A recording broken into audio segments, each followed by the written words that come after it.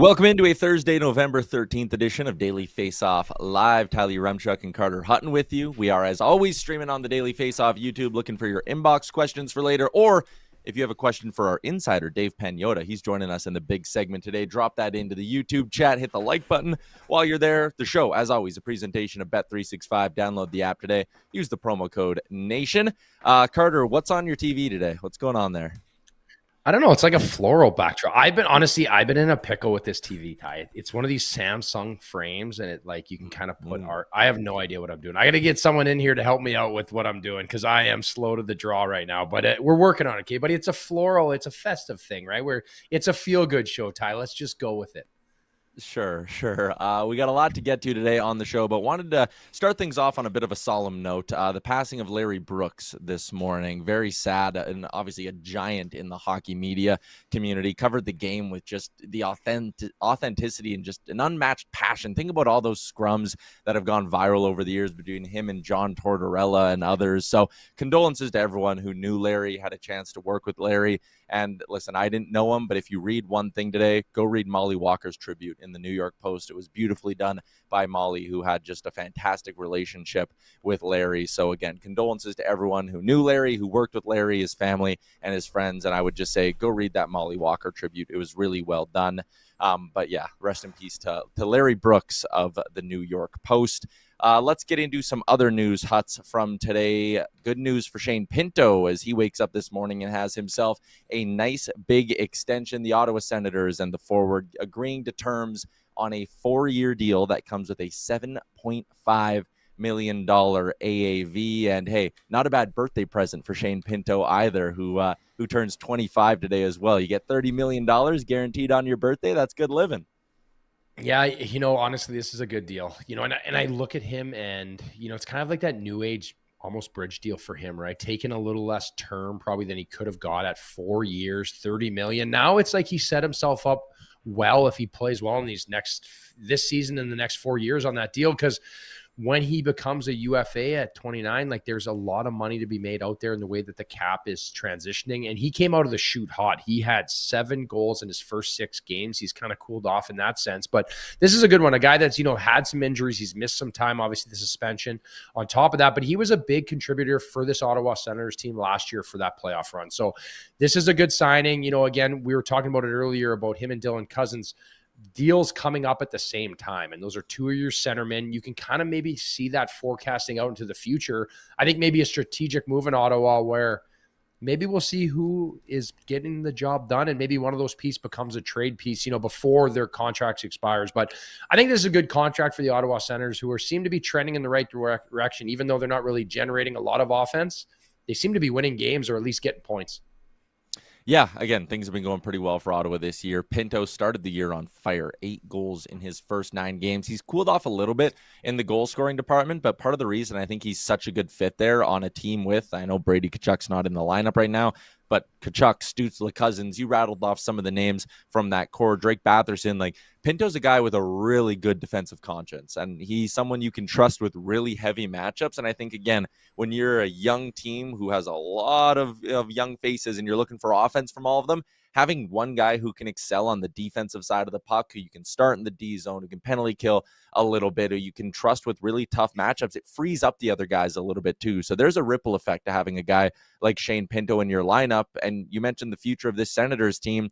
You're going to head into next summer with the bulk of your core locked up, 10 forwards, 5 defensemen, Linus Ullmark still under contract, and you still have $22 million to spend. Like, for a team that's in ad mode, who's trying to take that next step, just keep locking these guys up. That's really, really smart business by the Sens. And again, they can get ultra aggressive if they wanted to in the next few months or in the next year. Yeah, and I think when you look at right here, what Pat has up here, Puckpedia, what's important to me is that when you look at next season, when you're really going to say this team is going to be a threat, who are their UFAs? You look at David Perron. He's making $4 million at 37. He's an odd guy out. You can replace that. Claude Giroux's a tricky one, right? He's 37. You can still go spend that money. He's only making $2 million. Lars Eller, these are older veteran players. Nick Cousins, he's on a league minimum deal. So it looks very well, in my opinion, as you look at this team. And then Drake Batherson would be the next big ticket item up. And then the next year after that is Tkachuk. So you look at next year, they don't have a guy in double digits, which is pretty impressive build of a team that has a lot of potential and a star starting goalie. So, on the back end, you have Chabot, you have Sanderson locked up for a little bit here. Obviously, I just think this is going in the right direction. And then you can kind of navigate where you're at goaltending wise. I think that's going to be the tricky piece. Obviously, Linus Malmark hasn't performed as of yet. Levi Merilainen, where's his number lie? You might have two goalies under 10 too. Like he might take 1.5, 2 or 3 years just to be in there.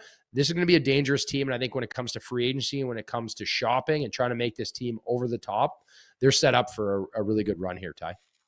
Yeah, Steve Stamkos, like I said, can get really aggressive in the next couple of years. And you look at that division and the way things are kind of trending you can just kind of go across the board and say everyone in that division, like, okay, Montreal is up.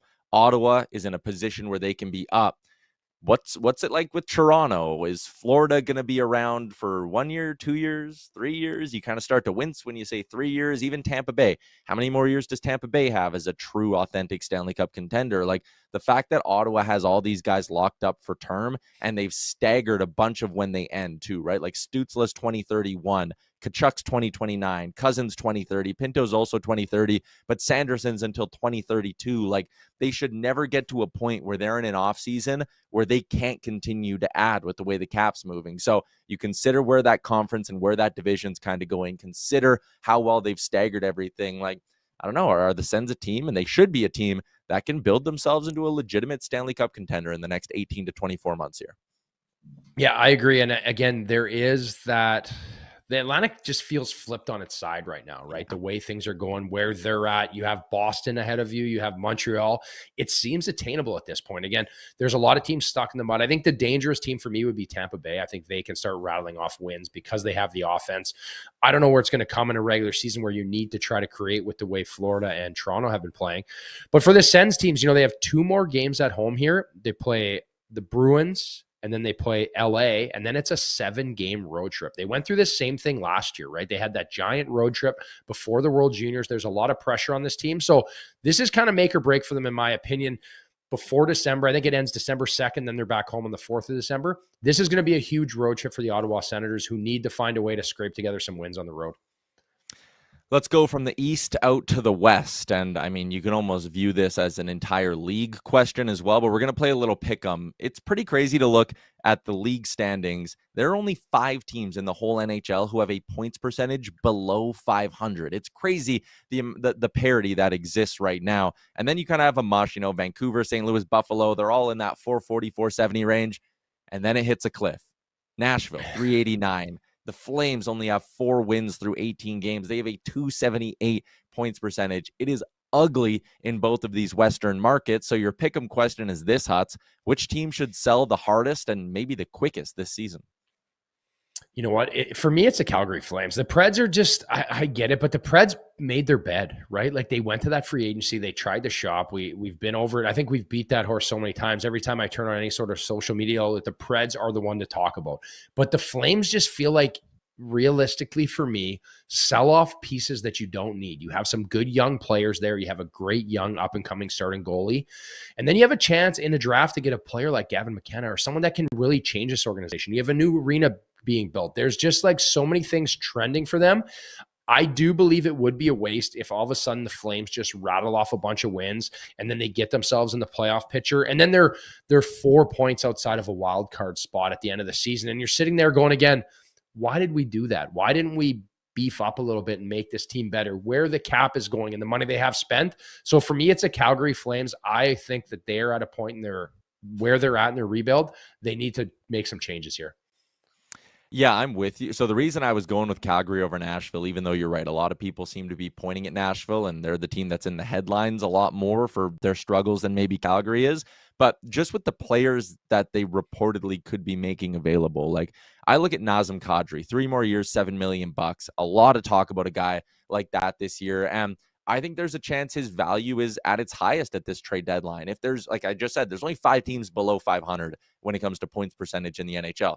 That means there's not a lot of true sellers. That means if you have a guy like Kadri who has some term and you're willing to trade him in season, Anaheim, Montreal, all these kind of young up-and-coming teams who maybe want to add and kind of throw a little carrot to the team, to their groups right now, while also getting a piece that can help them down the line when they look to take a step forward in the next few years. Like, those teams should be willing to give you a lot for an Nazem Kadri, and they might be willing to give you a lot like right now. You might not have to wait till the deadline for a market to develop for him. And then the other name is obviously Rasmus Andersson. Pending UFA, you got to move him now.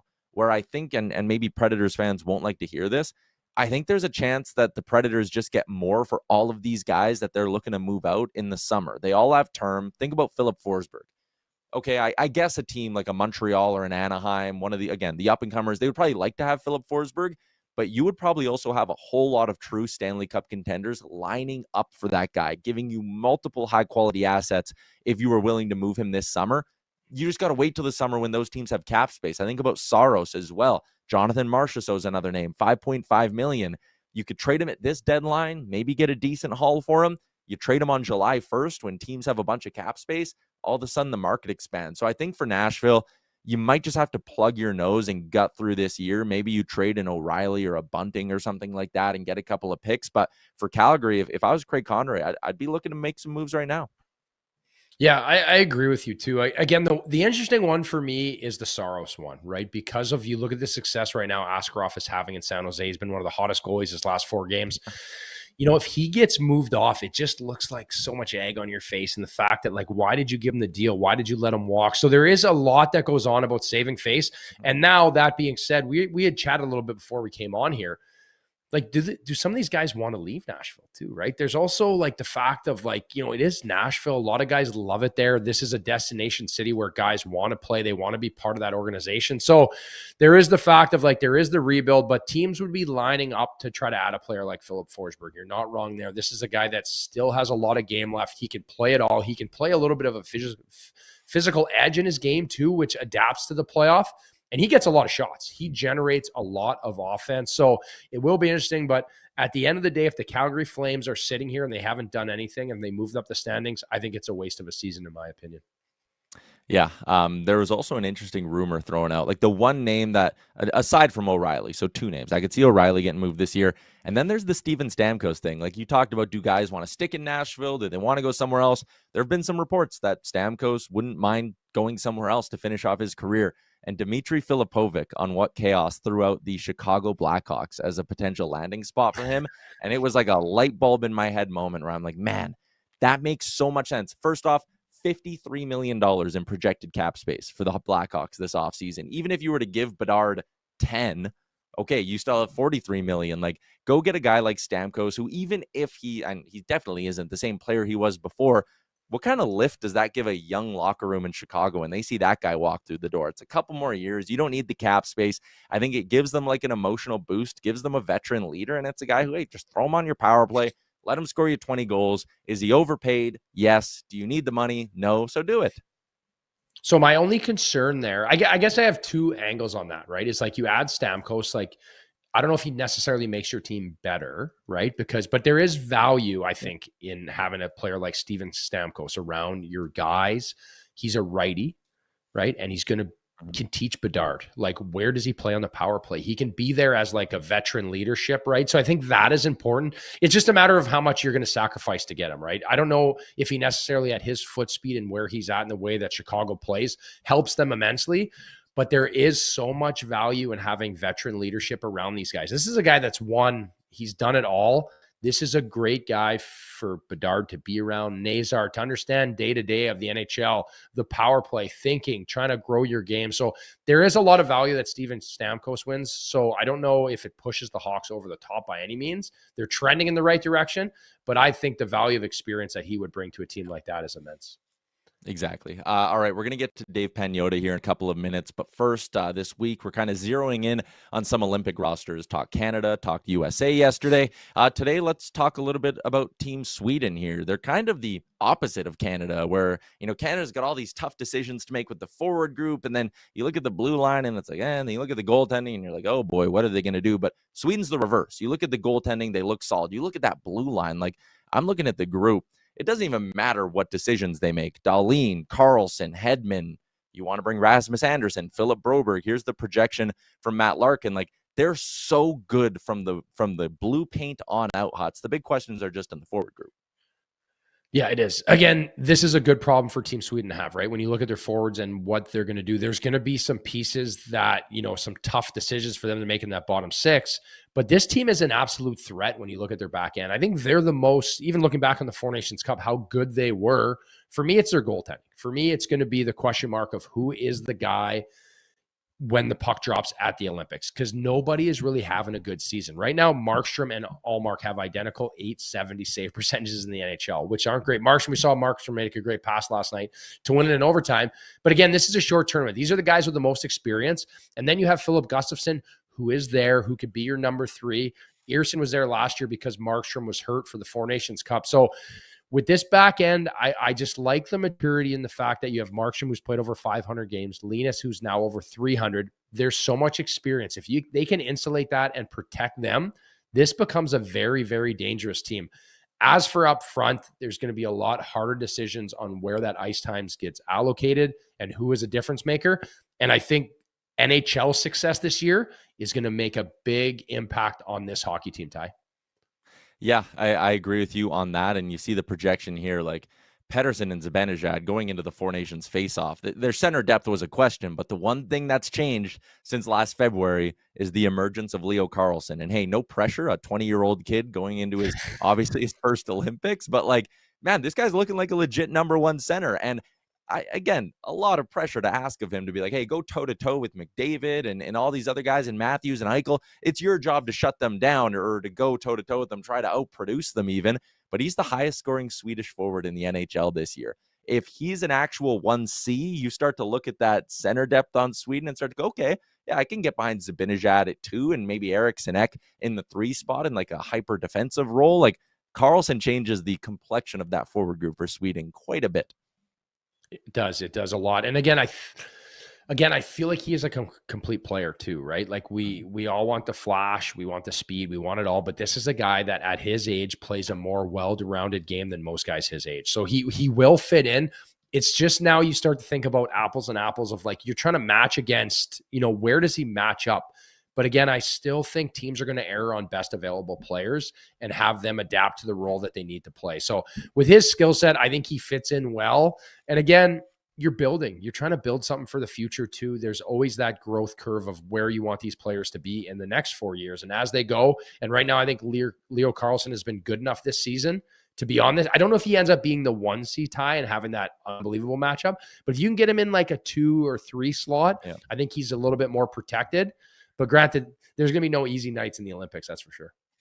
No, not at all. Let's get to our big segment for the day in David Pagnotta. It's brought to you by Uber Eats, enabling fans to maximize their fandom all season long with exclusive game day deals on the Uber Eats app. From game day eats to paper plates and napkins if you're hosting, to all the ingredients you need to make your go-to game day dip. Before, during, and after the game, Uber Eats is assisting every fan's hockey experience all season long.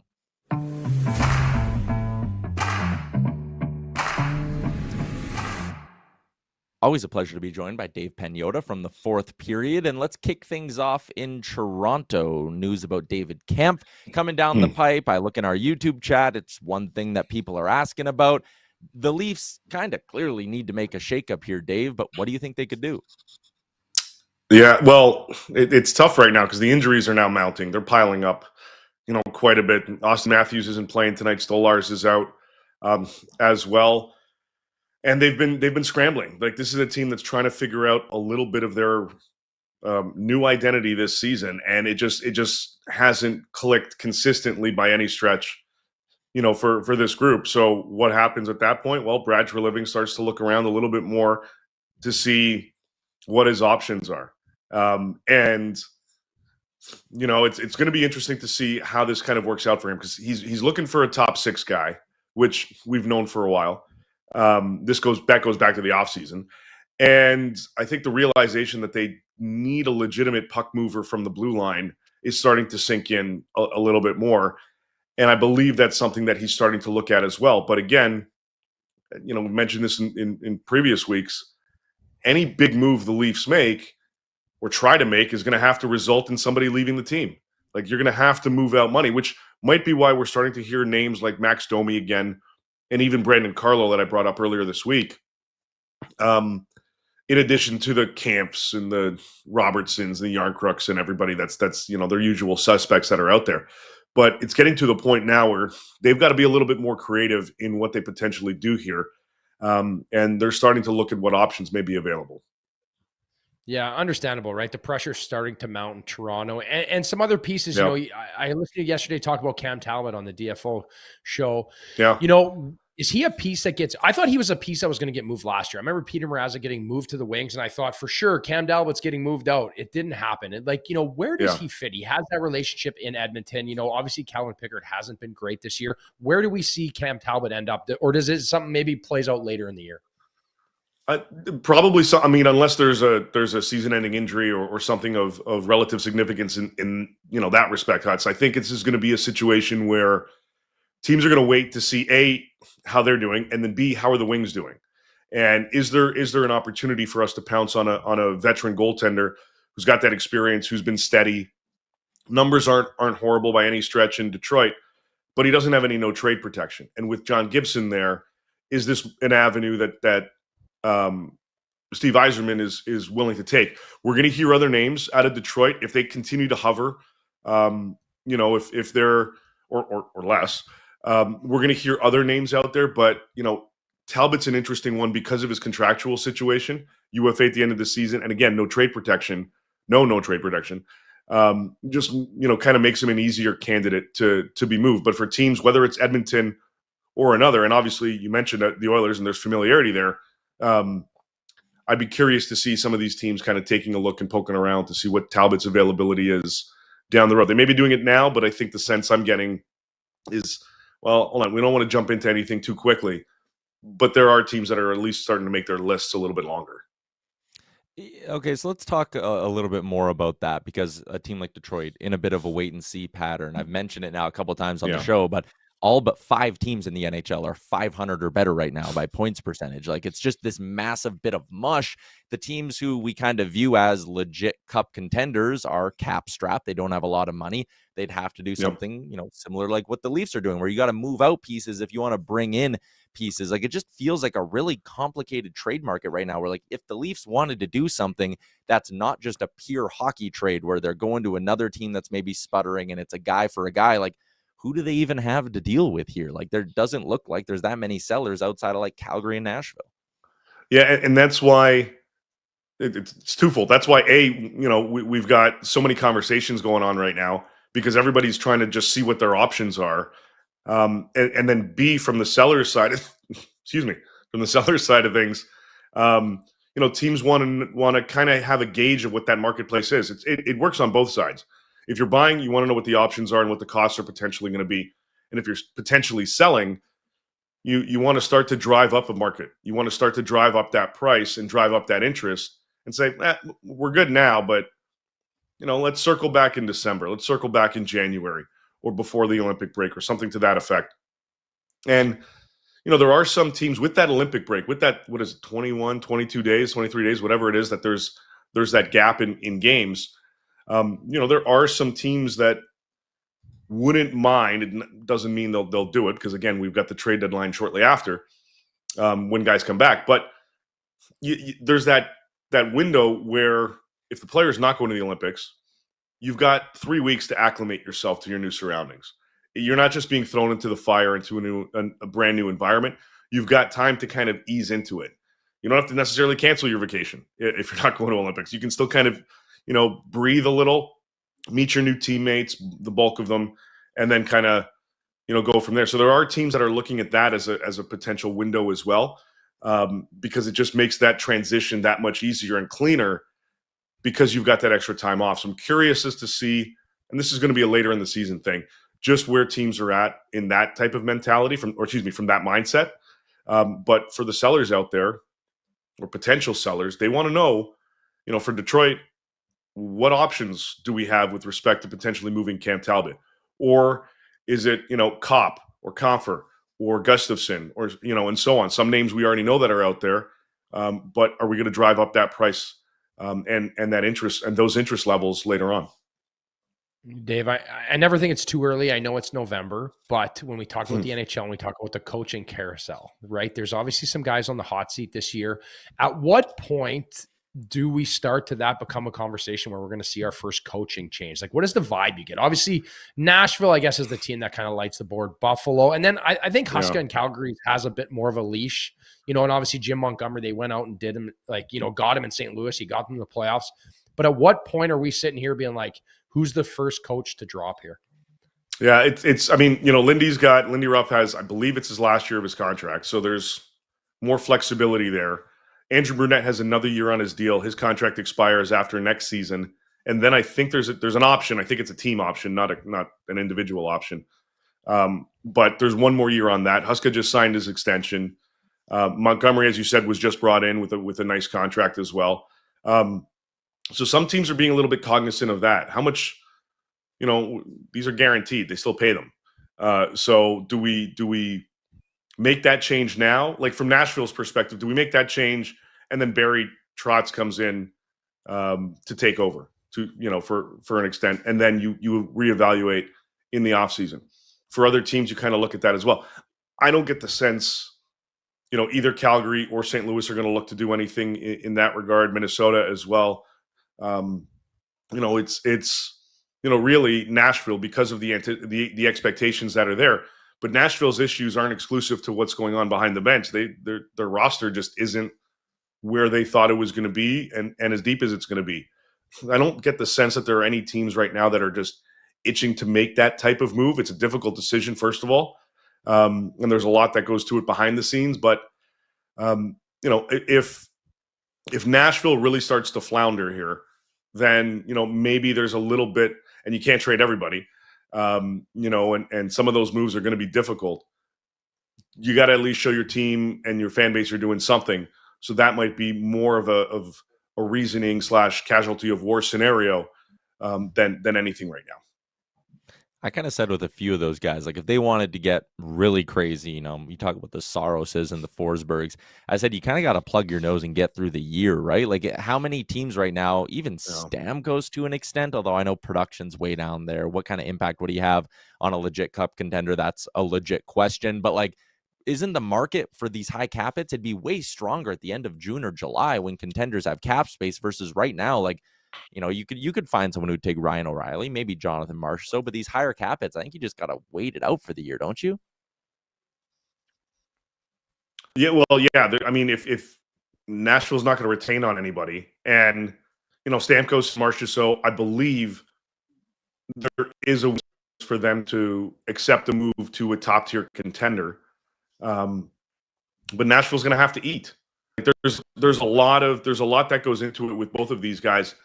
And yeah, everyone's saying the right thing, and yes, they love Nashville and excuse me and all that. But I just,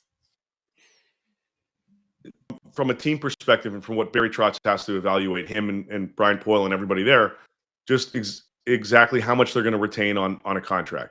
Can we maximize a return in Stamkos at a $5 clip as opposed to $8? Are we willing to eat $3 million off that AAV per year? And that percentage of his salary for the duration of his contract with 2 more years left. Scenario with Marchessault, who's got another year on top of it. So he's got 3 years left on his contract.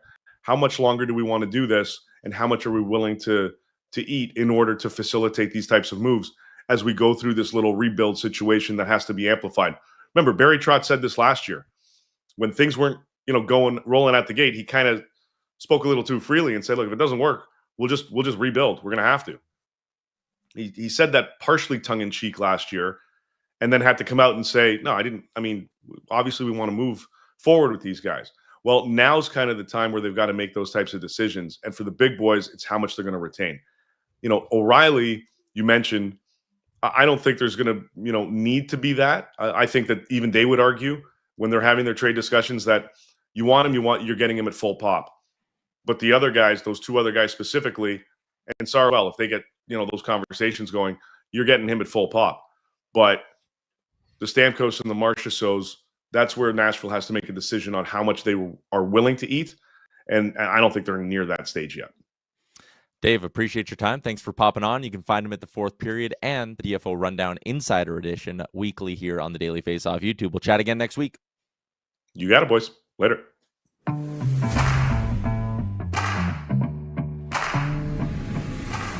Huts, let's get to our Daily Faceoff inbox question. Hashtag askDFO. We got a good one in here that I wanted to throw your way because it's a goalie one, and it is from, oh man, how did I just lose it? It was about Dustin Wolf, and it's a question of, do you think they're playing him too much this year? It was from D. White, who said he's on pace for 68 starts this year. Huts, he played 53 last year, and yeah, he's started 15 of 18 this year for the Calgary Flames. Do you think they're leaning on the kid too much? I do. I honestly, truly do. And again, I do think there is value. Last year was like kind of this run that he was on that was just unbelievable. But like Devin Cooley's been good. He's only been in 5 games. He's got a .935 save percentage. He's played well. And it's nothing against Dustin Wolf. I still think he is the guy and it's his crease, but it's a condensed schedule and you don't want to like burn this guy out confidence-wise, NHL-wise. So I feel like spotting Cooley a few more starts here and there to give him a little bit of extra break. And not just a break like mentally, a fact to just have a practice where you can like slow things down and get back to work. So I do agree. I think it is a little too much for a guy early in his career. Yes, he's capable of doing. Yes, he can. But sometimes you just have to protect guys from themselves. So I think it's too many games right now on a losing team. Give him some protection and get Cooley in there a bit more. I love it. All right, let's get to our daily bets for Bet365. Download the app today. Use the promo code NATION, whatever the moment. It's never ordinary at Bet365. I look at the screen. I see 3 guys who all lost their bets last night. Huts, Chicago, blowing it. You almost had it. I know I had it. Like the Utah one, I wasn't worried about. Then the Hawks had the lead late, blow it, and then Markstrom in overtime with a pass, Nemec with a hat trick, just a stinger. That was, oh man, back to work today, boys. Yeah, let's see if we can get things turned around here as a group. I'll start things off, shot prop parlay, as I usually do, and I'm chasing some juice on this one. I usually don't go up this high, but I'm looking at a couple of players. The first one is Cutter Gauthier, 4+ shots. He's hit this in 11 of 16 this year and 4 of his last 5. I'm playing it with Shane Pinto to go 3+. He's hit this 53% of the time so far this year, 3 of his last 5 games. He's off that extension. He'll be in a good mood. It's his birthday. He'll be firing pucks. Plus 404 to play these two together. If I hit this, I'm so damn close to even money, so I don't mind taking a big swing today. Pat Puff, what do you got? Well, I originally only had one here. I had San Jose on the money line, but I saw the juice that Tyler was going for, and if he hits that, I'm going to be in trouble. So I added Anaheim as well, and partially some of this was because of my intern. He brought this one up to me, and I really liked it. Anaheim 8-2 in their last 10. Detroit 4-6 in their last 10. San Jose's almost halfway to the amount of wins they had last season. They're rolling. Anaheim's rolling. Both these as underdogs. Seemed pretty fun to me, so I like that one tonight. Oh, the big dogs, the plus 400 crew. I feel like a wuss now, but I'm parlaying the San Jose Sharks money line against Calgary Flames and then the Macklin Celebrini point. I'm not being as greedy as you guys at plus 180, but it speaks for itself right now. I think Askarov is on an absolute heater. In his last 4 games, he's got a .963 save percentage. He's been rock solid. So I think that's going to continue. And Celebrini speaks for himself. He's been unbelievable. Getting a point, I think, is a no problem for him and a win here for San Jose. Yeah, Calgary obviously struggling this season. San Jose has been a fun team. I like that one. I also don't mind, just as the show went on, no Matthews, no Stolars tonight. The LA Kings are 7-1-2 as a road team this year. They're like plus 180 on the puck line tonight. I might bet on things getting even worse in Toronto and taking the Kings tonight. Yeah, I like that. Kick them when they're down, too. Imagine we wake up tomorrow and the Leafs just get pounded tonight. Hildeby's starting, too. He's played well, but again, he might be in over his head. So there's going to be trouble in Leafland if they drop another one tonight, Ty. Garbage time to wrap up the show. A little bit of off-ice news from the NHL yesterday. The podcast world was buzzing. Huts. The Tkachuk brothers going to be going the route of the Kelsey brothers and dropping their own podcast. Listen, good for the growth of the game. The podcast is called Wingmen. Yes, sure. Good for the growth of the game. I'm surprised it's taken this long for like a current NHLer to go into the podcasting world. The Tkachuk brothers, obvious choices for it. Like, it makes sense. The only thing that makes me a little bit nervous is that the NHL's promoting this. And to me, if the league is promoting it and it's not just these two guys like going out on their own and kind of doing it, I'm worried we're going to get a watered down product is all. Yeah, I don't know. I watched the preview. It felt a little cringeworthy, and I don't know. I hope that it is organic and they can just have some funny stories and tell some behind the scenes stuff, because I think it's awesome. I think it's a great platform. But I guess, like, what am I do? Is this a pod? People always ask me, like, do you do a podcast? I'm like, I don't even know how to explain what I do. We do a daily show. It's informative. So I hope it hits. I hope it works well. I just don't know if those two guiding the ship is going to work out, but I hope for the best. And I love that hockey players, or at least they're stepping out from behind the curtain a little bit to show what's going on. Yeah, this show is available as a podcast every single day. Find it wherever you get your podcasts from. I'm learning so much as we go, eh? We'll be back tomorrow, Friday edition of the program, noon Eastern. See you then. Hey, hockey fans, if you enjoyed that video, then make sure you hit the subscribe button right here on the Daily Faceoff YouTube. We have you covered for everything. Interviews on The Sheet with Jeff Merrick, all the latest hockey news on Daily Faceoff Live, and you can always get your morning started with Johnny Lazarus and Colby Cohn on Morning Cup of Hockey. Don't miss a minute. Hit that subscribe button.